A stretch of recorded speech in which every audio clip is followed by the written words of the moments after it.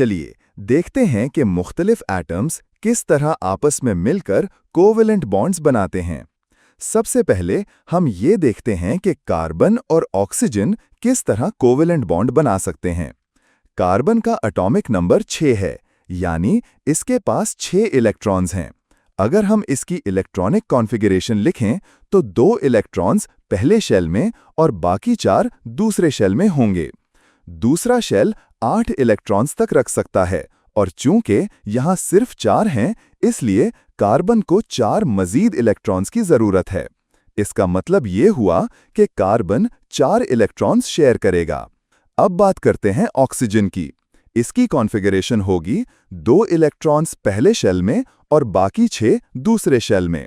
दूसरा shell 8 electrons रख सकता है, तो इसे भी 2 मजीद इलेक्ट्रॉन्स चाहिए और वो 2 शेयर करेगा। अब सवाल ये है कि जब कार्बन 4 इलेक्ट्रॉन्स शेयर करना चाहता है और ऑक्सीजन सिर्फ 2, तो ये कैसे काम करेगा? कार्बन 2 इलेक्ट्रॉन्स एक ऑक्सीजन एटम के साथ शेयर कर सकता है और बाकी 2 दूसरे ऑक्सीजन के साथ। तो आइए इसका डॉट स्ट्रक्चर ड्रॉ करते हैं। दरमियान में होगा कार्बन और दोनों तरफ ऑक्सीजन। कार्बन अपने चारों आउटर मोस्ट इलेक्ट्रॉन्स शेयर करेगा, 2 इधर 2 इधर।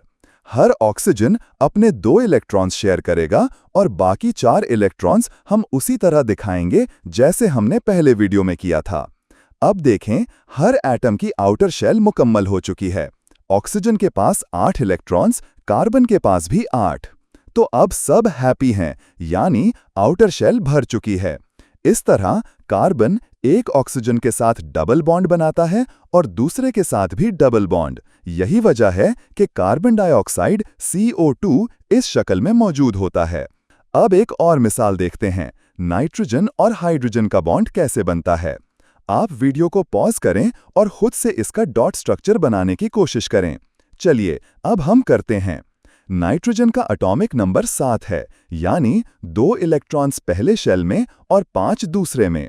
इसे आउटर शेल मुकम्मल करने के लिए 3 इलेक्ट्रॉन्स की ज़रूरत है, तो ये 3 इलेक्ट्रॉन्स शेयर करेगा। हाइड्रोजन के पास सिर्फ 1 इलेक्ट्रॉन होता है और इसे एक और इलेक्ट्रॉन चाहिए, तो वो 1 इलेक्ट्रॉन शेयर करेगा। तो नाइट्रोजन 3 हाइड्रोजन एटम्स के साथ बॉन्ड बना सकता है, हर एक के साथ 1 इलेक्ट्रॉन शेयर करते हुए। डॉट स्ट्रक्चर में दरमियान में नाइट्रोजन होगा और 3 हाइड्रोजन इधर-उधर रख देंगे। हर हाइड्रोजन अपना 1 इलेक्ट्रॉन शेयर करेगा और नाइट्रोजन 3 इलेक्ट्रॉन शेयर करेगा, एक-एक हर हाइड्रोजन के साथ। बाकी बचे हुए नाइट्रोजन के 2 इलेक्ट्रॉन्स हम अलग से उसके इर्द-गिर्द दिखा देंगे। अब देखें, नाइट्रोजन के पास 8 इलेक्ट्रॉन्स तक रसाई है, यानी ये हैप्पी है। हर हाइड्रोजन के पास 2 इलेक्ट्रॉन्स हो गए, तो वो भी हैप्पी हैं। इस तरह नाइट्रोजन 3 सिंगल कोवेलेंट बॉन्ड्स बनाता है 3 हाइड्रोजन एटम्स के साथ और हमें मिलता है NH3, यानी अमोनिया।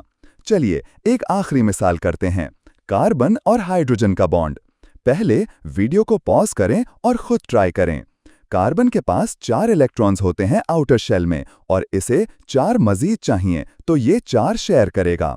हाइड्रोजन सिर्फ 1 शेयर कर सकता है, तो कार्बन 4 हाइड्रोजन एटम्स के साथ 1-1 इलेक्ट्रॉन शेयर करेगा। स्ट्रक्चर में दरमियान में कार्बन और चारों तरफ 4 हाइड्रोजन एटम्स, ऊपर नीचे दाएं बाएं। हर हाइड्रोजन अपना 1 इलेक्ट्रॉन शेयर करेगा और कार्बन अपने चारों इलेक्ट्रॉन्स उनके साथ। अब सब एटम्स की आउटर शेल्स मुकम्मल हैं। कार्बन ने 4 सिंगल बॉन्ड्स बनाए और हाइड्रोजन ने 1-1 बॉन्ड, तो हमें मिलता है CH4, यानी मीथेन। असल बात यह है कि हमने समझा कि ये एटम्स आपस में कैसे कोवेलेंटली बॉन्ड करते हैं ताकि अपने आउटर शेल्स को मुकम्मल कर सकें।